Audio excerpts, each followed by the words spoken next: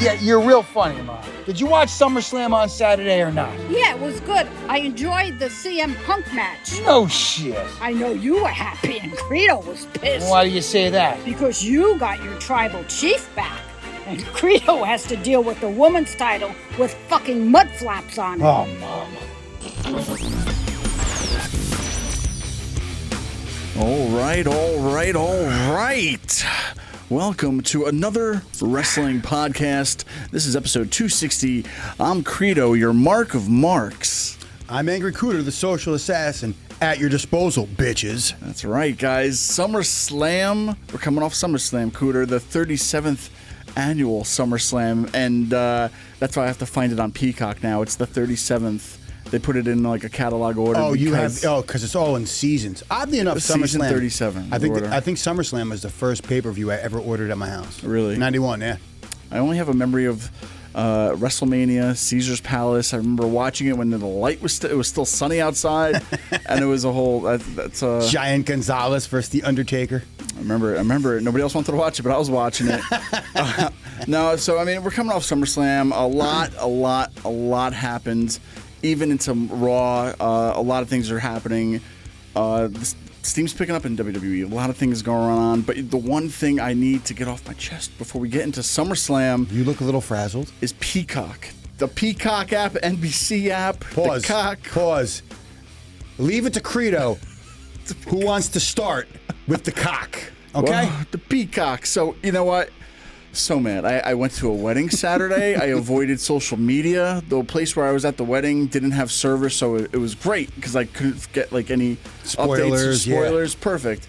I tried watching it where I was, and I couldn't. They had like a Wi-Fi, but it wasn't like Wi-Fi to watch anything. It was Wi-Fi to like send an email or something like that. But I get home. It's 1 a.m. It's really late, and I was like, I'm not staying up late. I'm not going to watch the whole thing. I just want to start it. I just want to start it. And it was on like the press conferences where they're talking about the post show. I couldn't go back to the beginning. I had to wait for the whole show to be like done for an hour. You're shitting me. And I could not watch it. I couldn't even start it over. And I'm like, I just want to see it from the beginning. It's only been like not even an hour or so since it ended. I just want to watch it. And I couldn't. I'm so mad. I'm getting mad. I'm getting angry. I'm turning into an angry cooter. But You're turning into an angry cooter. Pause. All right. You got it, bro. My gosh. So I couldn't watch it. I couldn't watch it till Sunday. But when why? you watched it finally, yeah, did you watch it alone or did you have somebody watching it for you? Or with you, excuse me. Well, no, just watching it by myself, enjoying it. No party. Listen, baby, I love you, but I'm about to throw this down real quick. Uh-oh. It's tough watching one of the big four with somebody who's just learning wrestling or wants to point certain things out. Like, so I believe one of the phrases used was when Sami Zayn was out there. She says, isn't that the Step Uso? I'm like, yeah, close enough. You know, it was the honorary Us, but honorary Step Us. Uso, okay. But in the first match, Yeah. she's sitting here telling me that Rhea's about to have a wardrobe malfunction. I said, well, what the fuck are you talking about? She says, her gear is so far up her ass, it looks like her lips are about to fall out. And I'm looking at her, I'm like, baby, I swear I'm not looking. I just want to point it out so you don't miss it, she said to me. I'm like, no, I'm not falling for that trick. I was about to say pause, Cooter. I'm gonna be like, whoa. Yeah. I was like, whoa, yeah. Well, that's what's interesting because we've been watching it our whole lives, so we know it. We're involved with pro wrestling to where we're not wrestlers, but we're the fans who are watching it and consuming it weekly. So trying to get, new viewers into our show because we're talking about wrestling a lot, but it's interesting to try to get viewers who know what wrestling is or pro wrestling is and just like watching it for the first time. Yeah. Because that's what they do a lot these days. I mean, even when we get into SummerSlam, we had a Jelly Roll on there, right? Ugh. If you're a fan of Jelly Roll, maybe she enjoys that, yeah. You're going to watch it and then they'll lead you into the show. And, it's a nice little lead in for a show like this. But, before, all in all though, man, I couldn't believe it. I couldn't believe I couldn't get it on there. But if we can get more of those people that just are just getting into it, maybe we can talk them into like what to watch if you're just tuning in for the first time, like because there's so much on every day, every week. We got to get them into the right way about watching the good stuff. Facts. You're not wrong. So you know what I didn't know? I did not know that it was an open air stadium. Like I knew it was going to be in Cleveland, but to me, I wasn't thinking outside I didn't know what stadium it was when they said it. I just heard it was Cleveland. So when I put it on, I was like, oh, this is great. They're outside. Like, it looks like a main. You like that? I like it. It gives that big atmosphere feel. Yeah, I hate it because of the sound. I like. You lose it, yeah. I can't hear the pops as good. Like, I feel like we'll get to it at the end, but when the tribal chief came back, Yeah. I expected the roof to blow off. But when there's no roof, that sound just goes up. Yeah. You know what I mean? Like, it does. It's not as loud, but as loud as that was, I figured if we were like in an arena, it would have been like 50 times louder because that sound has nowhere to go. No, yeah. And I believe this is going to be one of the last SummerSlams that we're going to see that's only one night, because I think starting next year, we're going to start seeing 2-night SummerSlams, just like WrestleMania. And so this was the end of an era, I guess, maybe. But Triple H said they could always go back and see how see what happens. But I think I'm pretty sure starting next year, we're going to have 2 nights of SummerSlam. So, All right, well, let's talk about this fucking card. well, the one thing great about this card is that it was 7 matches. Yes. You know, it was a one-night show. It was all digestible. You went in happy, you left happy, and you weren't like looking at your watch like, I gotta go to work tomorrow, or just like I did have to go to work because I work Sundays, but at the same time, I wasn't tired. I wasn't groggy. It was nice. I mean, you get done at a reasonable hour, and it's not that fucking, because those last WrestleManias before they were 2 nights, those were just long-winded. Those were. We were at the last one together. God, yes, that's right. And that was like a shift at work. I think our day on that Sunday was longer than a shift at work. It was fucking horrible. Yeah, and just to like sit there, and we missed catering. Yeah. Oh man, that's we can. We'll talk about it, but no, donuts it was from the vending machine, Credo. Remember? It was a long night, ladies and gentlemen. If you want to hear that story, join our Patreon, which we haven't even started yet. But no, we can have some road stories with ourselves. We have our own little road stories, but SummerSlam. Let's get into it. It was really great. And now all I'm thinking about is lips. So let's just start off with Rhea Ripley because that's all in my head now. So the World Women's Championship, Liv Morgan, the champion, versus Rhea Ripley in her return match. It's been quite a few months since she got injured, and it's almost like it was for a Dominic on a pole match kind of thing. But Dominic Mysterio was in her corner. What did you think about this match for an opener? I enjoyed the shit out of it. I mean, the build-up had been great. You know, Liv's revenge tour, the whole story with Dominic, it pisses me off that I'm actually jealous of Dominic Mysterio. Just imagine this, ladies and gentlemen. You walk into work and your boss says, you know, I think I want you to make out with Liv Morgan today. Oh, God. Sexually harassed at work. This is just horrible. Sign me the fuck up. You know what I'm saying? I'm saying he couldn't be one of the most luckiest guys in the ring just because the kind of storylines he's being put in. Yeah. I mean, Liv Morgan, she was kind of like they didn't know what to do with her for a while. She was kind of like just looking for something. She finally found that something with Rhea Ripley facing her. Now she has a story. Now she's in the Judgment Day, as we saw on Raw too. So she's a part of the group now. Rhea's gone. Damien's gone. We'll get to that too. But, you know, I think more tides have shifted at SummerSlam and Raw this week than it did at WrestleMania almost, to where a lot of things have changed. They're using this as another big pay-per-view. Well, not only that, they referenced the past a lot more too. I don't know if you noticed how they were saying the last person who had actually pinned Rhea Ripley had been Liv Morgan, like I think it was like a year and a half or something like that, or whatever, however months it was. So they referenced that, and I was just like, oh, no shit. And just more adding to what they already had built up to. Yeah. Just the whipped cream and the cherry on top of the sundae. Oh, and by the way, you fucking marks. Hashtag called it. Fucking first prediction, right on the money. Dominic turning on Rhea. I mean, if you didn't see this coming, then, you know, I don't know what's wrong with you. I don't know what I'm going to do. I think I'm going to start take up betting every week. I'm going to listen to Cooter's predictions. Yeah. And I'm going to put money on that, and I'm going to win some money after, because I think you were spot on about all the matches from last week. So, you know, that's one of the biggest things right here is that Dom turned on Mommy. So now he's with Liv full time. She's in the Judgment Day. He's still in the Judgment Day. And a Rhea Ripley face turn. I mean, she's been doing the bad girl image for a while. And now, do we see anything? Do you think we're going to see a different Rhea Ripley, or she's just going to still stay the same? She's just not in Judgment Day. I think she's going to stay the same and just be like the edgy face. Yeah. And I think that Damien needs to do the same, because after what you saw, you know, last night on Raw, I mean, it was the same thing. They gave each other the big hug. They're going to be like some, you know, unified little group there, and you know, maybe they'll have a new stable. Maybe they'll add somebody. I thought the whole stable was going to implode, but they're still sticking around, so we'll see what happens with that. Hashtag called it. Hashtag called it. He got it, guys. In no particular order, we'll jump around a little bit, but another match that was impressive was the United States Championship match where Logan Paul, the champion, went against LA Knight and lost. And LA Knight, we said this was a kind of like a history maker, a record maker, to where this is LA Knight's first major championship on the main roster. And if Logan Paul, I think, won it, he would have been, I think, one of the longest reigning United States champions. So cheers to Logan Paul, let me tell you. Yeah, that was, I mean, love him or hate him, you got to respect the guy for what he's doing in the ring. As an outsider coming into your sport. Incredible. You know? And the level of athleticism, he's doing shit that people who've been training for years don't fucking do. I mean, that jump up twist moonsault that he did out of the ring was fucking obnoxiously awesome. Yeah. It just pisses me off. This fucking guy's not a full-timer, and he's doing shit that I feel like Ricochet probably couldn't even do. What do you think we're going to get from an LA Knight reign here for the United States Championship? Because I almost thought that it was a great match, but it almost should have happened when LA was white hot. I mean, go back a year or so, he was...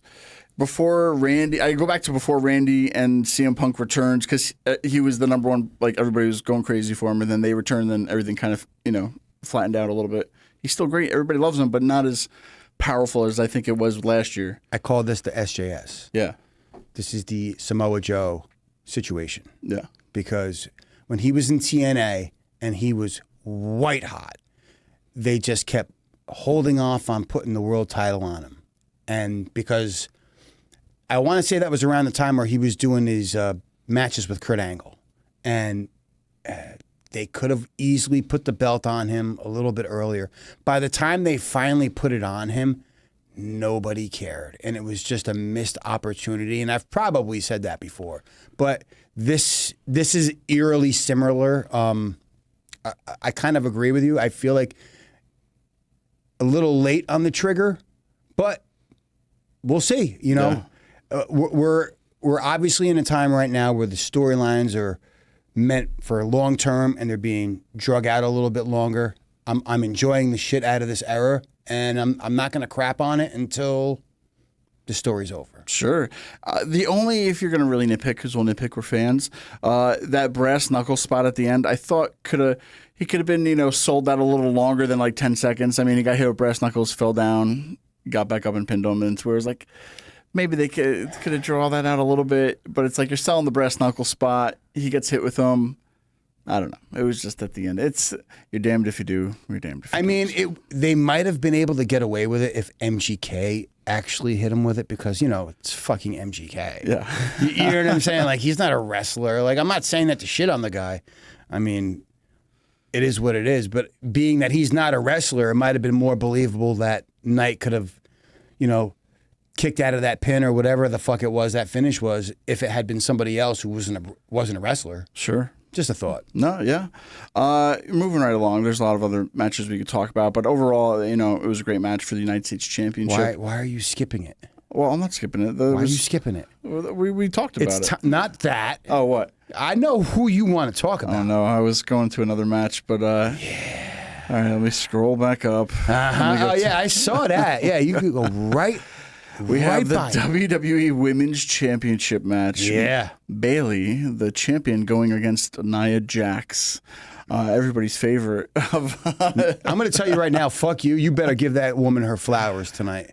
You better give her flowers. For what? I don't care what anybody says. Y'all are going to hate on me, but that to me was probably one of the better matches on the card. Really? Yeah. I really feel that was Nia Jax's best match of her career. She did some cool shit. She didn't fucking. It didn't look like she killed Bayley.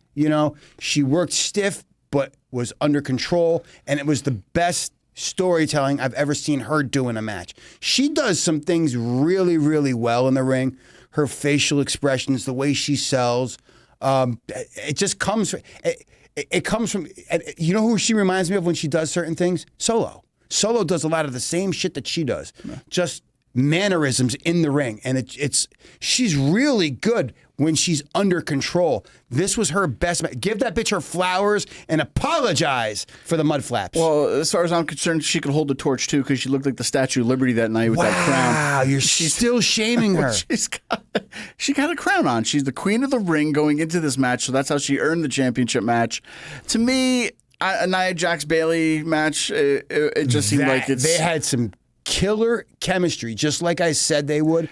And that was one of the better matches on the card. I tune out because, if you're not a fan, you're not a fan. And I'm just like, all right, I'll just put it on. I had to give it a shot, and I was really shocked. Like, holy shit. Nia's best match ever.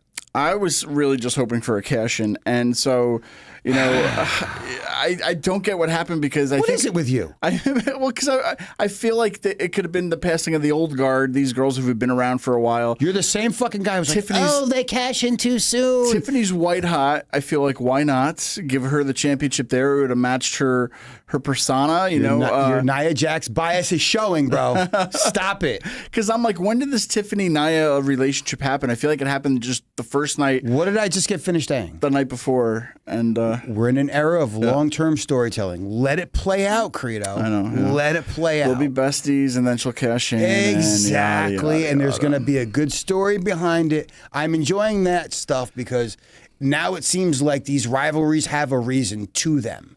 Whereas 6 months to a year ago, a lot of these secondary titles and other stuff like that, they were just matches thrown together with no story behind them. These lately are dragging me in. I'm like, oh, this is interesting. Makes me want to watch. I wanted to watch the Bailey and Nia Jax match. I know you didn't.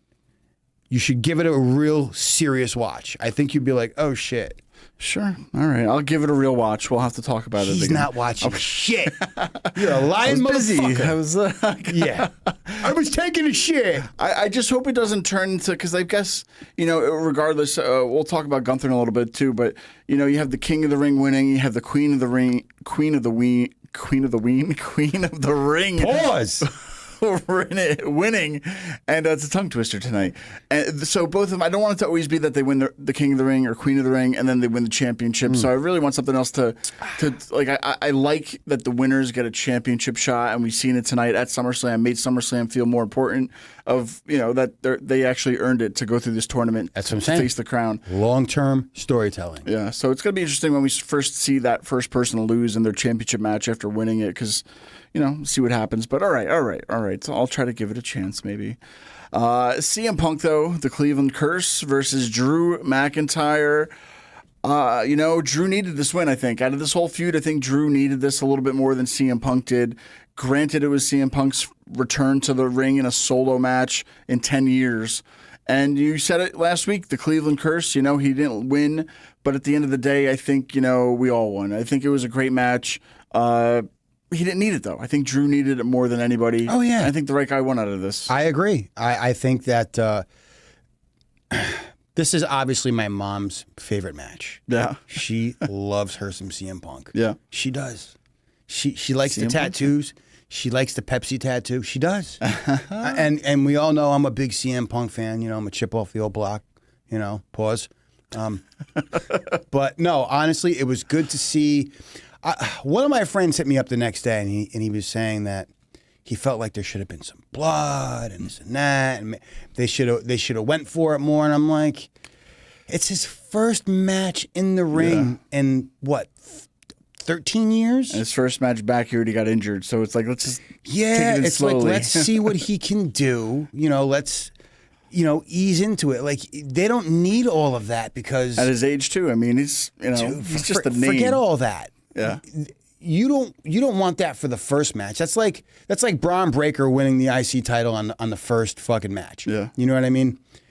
In this case, you're probably setting up for a longer rivalry. He's got the bracelet that he got, off of Punk still. There's going to be a rematch down the road.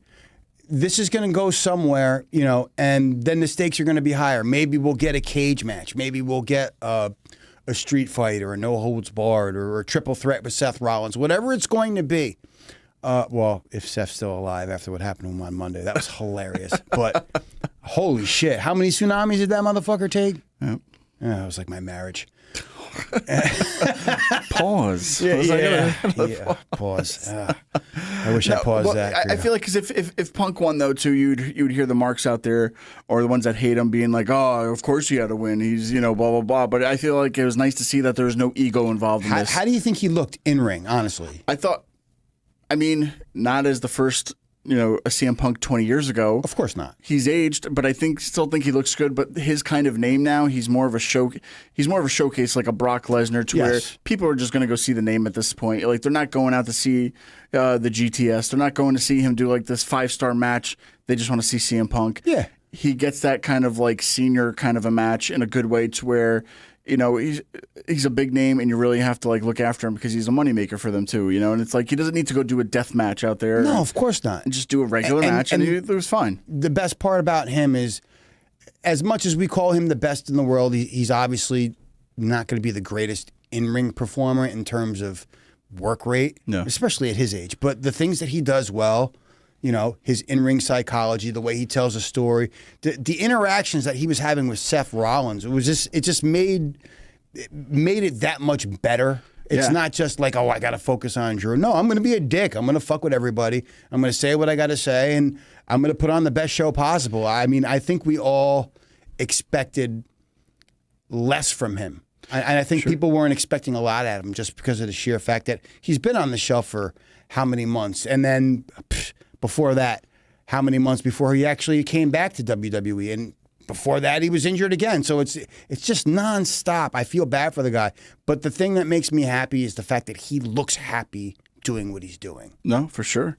And, they try to bring in this ref cam that they were going to wear. And so I was going to say, because a lot of things that they were doing was cool, because they had a lot of more like mini conversations in the ring, like yelling at each other or saying certain things. Yes. And sometimes it was almost like the audience didn't even need to hear it. It was for the audience at home. And if they had that ref cam, I think they would have caught like some of that up close. But I think they got to work on a lot of kinks with that. And I think even Seth Rollins that night, the batteries weren't working, so he took it off and threw it out mid-match. So it was just like, it's all right, it's not working right now. We still got to fix it. But just doing more of those little interactions in the ring without just doing the match, that's storytelling, to where there's a conversation going on in the ring, yelling at each other, making fun of each other, whatever it is, it adds to the match too, and it just makes it more enjoyable to watch as a fan, or even if you're not a fan, because you're like, what? They're really, they're doing something in this ring, right? That's creating some magic. And even how about another nod to the Hitman? Though he had kind of had the Hitman's outfit on, the pink and black, mimicking '97 SummerSlam, where it was HBK as the ref and Brett versus Taker. So that was kind of a little. I feel like Punk does a lot of that too. He does a lot of throwbacks with Hitman stuff in his matches. It's on YouTube. There's a lot of. No, I gotta look it up. There's a lot of cool Punk stuff that he does as like a homage to the Hitman. So that was kind of cool. But seeing that, He's such a fucking Bret Hart mark. I can't stand it. Ugh, you know it. All in all, though, it was a great match for what it needed to be. These are some of the main event players going on right now. They didn't need anything crazy or wacky. I thought it was fine. You know, it is what it is. But you did mention the Intercontinental Championship. Sami Zayn, champion, going against Braun Breaker. What were your thoughts, quick, and I'll tell you some of mine about this. I thought it was a great match. I thought that I wish I was more. That's a match I got to watch a second time. Yeah. I don't know why. It was just one of those points where I was on my phone fucking around doing something, and there just wasn't something at the beginning that was really drawing me in. I mean, I caught mid-match to the finish, and I enjoyed it. I'm happy for Braun. I mean, I think he cut a great promo the next night on Raw. I think he's off to the races. You know, I got nothing to say about him. I really speechless. He did. I want to see him defend that for a good amount of time. Sure. I want to see him run through some big name guys.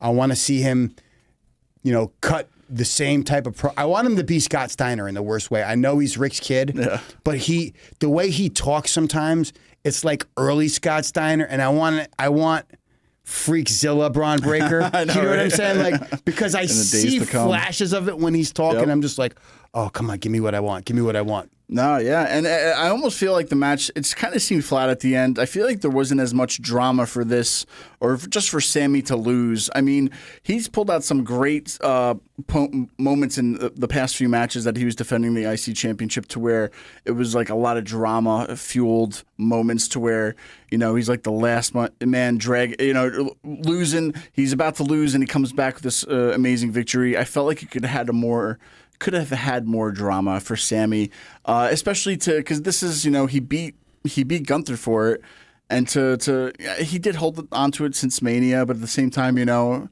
was fine, I guess. But yeah, I thought there could have been a little bit more drama for like that win, but you know, I don't know, maybe the time got cut short. I think it wasn't as long as it should have been. I see what they've been doing lately. So you put the belt on Sammy because you want Gunther in the world title picture. Yeah. Right. And now you put the belt on Braun Breaker, rightfully so, because you want Sami Zayn free, because who was he interacting with the next night on Raw? Yeah. Who was it? Sammy? Yeah.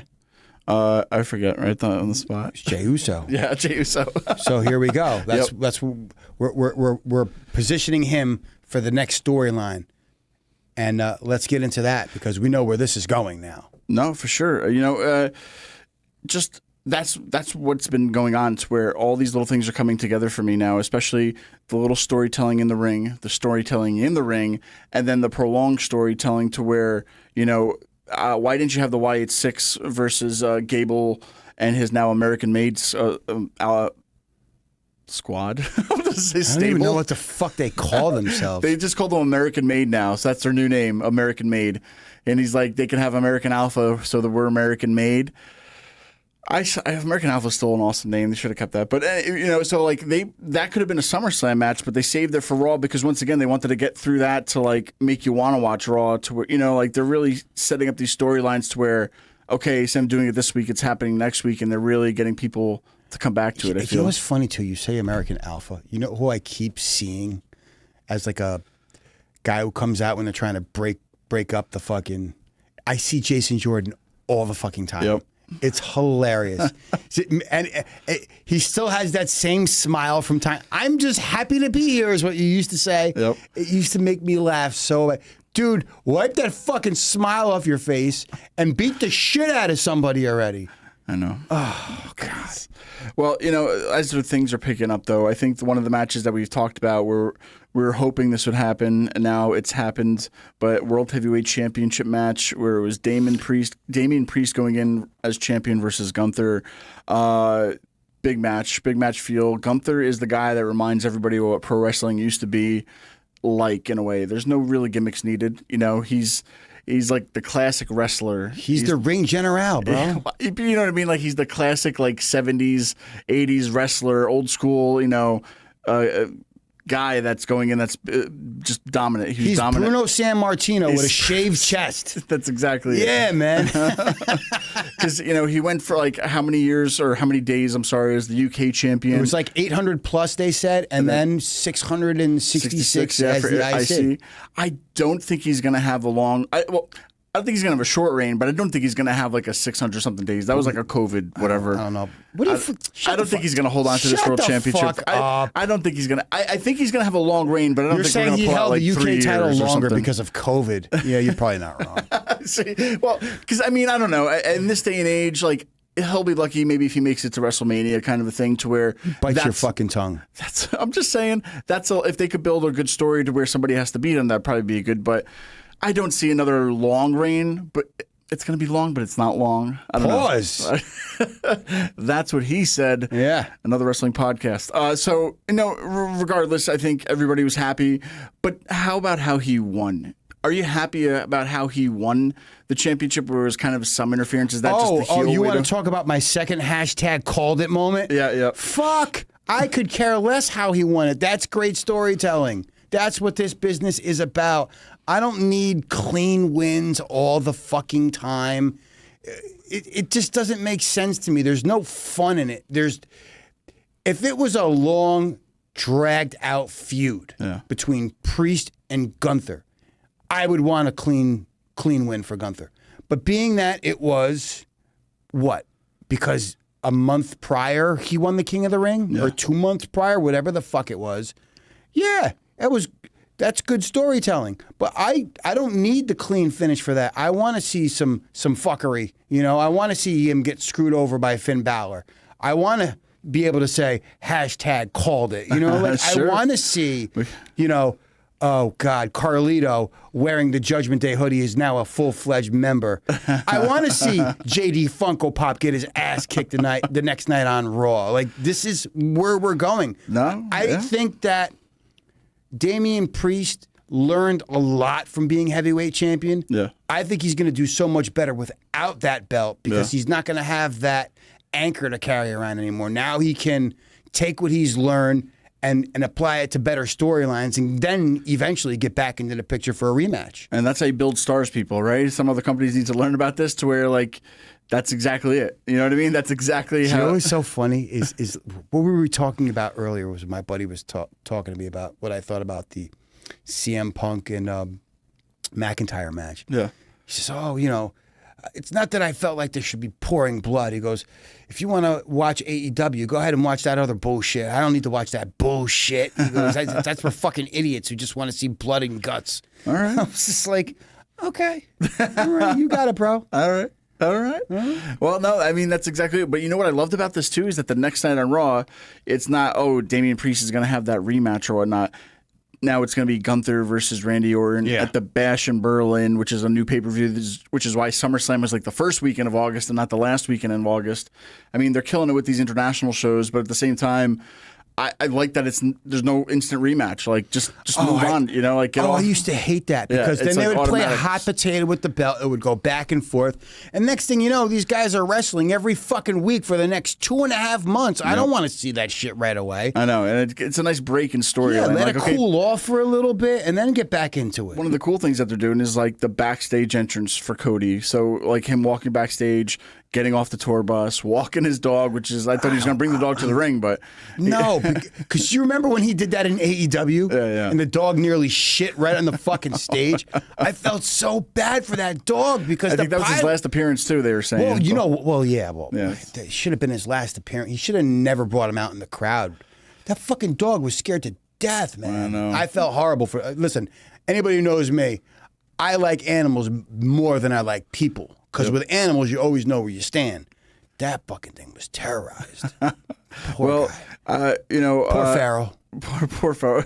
Well, what about Arn Anderson? Arn Anderson made an appearance back on WWE TV. I didn't realize his contract was up. Yep, and so he's backstage, telling his friends were there for him, blah blah blah. But a nice little Arn Anderson backstage thing. So it was kind of different. Like to where instead of showing a whole package, they showed just like where he got from his bus to the entrance, and it's cool. It's like putting you backstage in the moment compared to just seeing him come out through the curtain. So you know what pissed me off about that? Yeah, he gets off the fucking bus with the dog, right? And he's got that fucking jacket on. And he walks over, takes the jacket off, and then puts another jacket on. What the fuck are you doing? Just it's the whole the hoopla. I don't need this. It's like that Goodfellas entrance, or it's that one shot walking through the backstage to get to the table. Yeah. It's like that whole. Yeah. But no, so this was a Bloodline rules match too, and not as good as I think the WrestleMania Bloodlines rule match. KO was in there for a few seconds. So Orton was in there. That one pissed me off. Why is that? Oh, okay. Here we go. Kevin Owens, his music hits. Yep. Books it to the ring. Running, getting ready to rock somebody's fucking head off. Right? And then Orton's music hits. And we get this. The slow jog. He's doing this. And he's stopping to slap hands with people. I'm like, dude, you're supposed to be saving your boy over there. And you're slapping hands doing the fucking jog? That was horrible to me. I was like, that was like Jeff Hardy. Remember when Matt was getting his ass beat and he made his fucking return or his debut in AEW. And he as his brother's getting his ass kicked, he has to stay on the stage and do his fucking stupid dance on there before he runs. It's like, dude, no. It was so far away. They should have just been at the ring and like came out from underneath the ring or something like that to where It's like, well, he's got to jog for 2 minutes, so Let me slap everybody's hand and do the light jog because fuck. It's not your entrance order, and you're supposed to be saving him right now. Yeah, so stop that's my point. That was just, it just didn't, it drove me nuts. Yeah, so like the Gorillas of Destiny, which they made mention of on there too. Like they said they ran in a possible injury, but I don't know for Fatu. I'm calling him Jacob Fatu. Yeah. So I don't know if what's going to go on that or if it was just for that match. Who knows what's going to happen with that? But it was a good match. It was a long match. What do you think about his performance? Jacob? Yeah. I mean, he's a beast, man. He reminds me of Umaga as number one, just crazy Samoan, right? That's what they need for them. I think, he's a monster for them right now, and he's just going to be a monster in the years to come, I think, for them. Do you know how I discovered him? How's that? This fucking show. This show? Yes. Who said it? Who called it out? When you interviewed, it was one of my first episodes. You had the Tonga Kid on there. Yeah, yeah. And I forget if they were promoting a giant signing with all the Samoans. It was like one of the last times you're going to get Office, everybody. probably his academy, yeah. Yeah, or something like that, whatever it was. But he had made mention about how Jacob is almost as good as he is, but not as good as he is, right? So I went and I ended up looking him up and finding some of his stuff. I was like, oh shit, like this is... And over the years, every once in a while, you just kind of check back in and look for clips on YouTube. And I'm like, holy shit, this motherfucker is just leaps and bounds better than half the guys on the fucking roster right now. Man, and I'm just like, if he shows up in WWE, this is going to be a problem. And when he finally came, and I think they said he dropped 30 or 40 before he debuted, this guy is going to be big time for years, dude. I'm telling you. No, yeah. And, just one of the biggest names, I think, for the whole bloodline of just the beast of a guy. So, I mean, regardless, I hope he's not injured. So, hopefully he comes back soon or whatever. They haven't really said anything that's official. So, I'm hoping it's just a work, right? Or whatever. But what I was surprised by, what you predicted, right? Or did you call this Roman return? I think everybody realized Roman was coming back. This was I was feeling myself because of my first two hashtag called it moments. Yeah. Because we're in this realm of long-term storytelling. I didn't necessarily think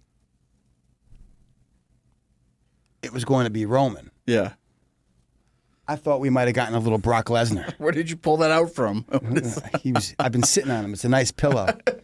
Brock's been eating my ass this whole show. Oh my God. No, but honestly, I posted up a picture and it was what did I say? This was going to be my my hashtag call it moment, but this was going to be like the tough call. Like this is the bet that I'm making that I'm probably going to lose on. But I would have loved to have seen it dragged out a little more. Sure. Like, wait till the next pay-per-view. Like, have the entire bloodline beat the dog shit out of Brock. Yeah. And then, while that's all happening, Cody sneaks out the win. You didn't really... I felt like it was good to see Roman. I missed my tribal chief. Yeah. But I think I've missed Brock Lesnar more. That's just me. But I thought it was incredible comeback. The crowd went fucking bonkers when those drums hit. Were you feeling the new music? It was like a little bit of a mix, right? I mean, yeah, it was like a OTC, remix. The original tribal chief now, the shirt coming out. I was, I didn't mind it. I thought it was fine, but I'm like, he's not going to be there every week. I feel like it's going to be like a Brock Lesnar once in a while kind of a thing too. I don't think he's back full time. He's just another, spectacle at this point to where like, oh, this show is going to actually have Roman Reigns on it or whatnot. So I think it was too soon. To me, I thought he was going to be in the land of making movies for a little bit just to see how that goes and then come back. And I know he like shot 2 things or whatever outside WWE. One with some big names in it, but now coming back to it, I don't know. I don't know what his long-term story is for this. To where are we just going to get from this to Survivor Series to build up that next show as the next big one? War Games, is there going to be a War Games match from the Bloodline versus Well, you could see a lot of people were like, "Oh, we didn't see Jimmy. Jay didn't come out. It was Randy and KO." That doesn't bother me. Yeah. I think if you give the people too much all at once, like you got to remember, we're still in August. Fucking War Games ain't until November. Yep. You got 3 months to spread this shit out. This is long-term storytelling. You can't bust your nut in the first 2 pumps, bro. Like, what are you doing? Like, no, for real. Yeah. Like, I think even Triple H made mention of that in the press conference where it was, we can't give them everything all at once. Now we got time to build to a Jimmy comeback. Or I don't know if he necessarily made names, but it was the, that type of shit. Sure. I don't know. Well, you didn't get that prediction of Brock Lesnar, but they did mention him during the broadcast. They did mention Brock Lesnar. They even mentioned him. Maybe I'm trying to think. I know it was on the show. It wasn't Raw, but they did mention him this weekend too, like during it for something. I thought that they would have picked Brock to come out because his last match was against Cody, and that was at SummerSlam. Yeah. There you go. I'm just saying, like, it made a little more sense to me. Sure, no. 7 matches, perfect. We were in, we were out, just Peacock, man. Come on. Overall, though, I was happy with the length. I was happy with everything. Credo was happy with the length. First he wanted to start with the cock. Now he's happy with the length. It was a good length. It was a good length. What'd you think of that, Sal? Was that all right? It was a good time for all.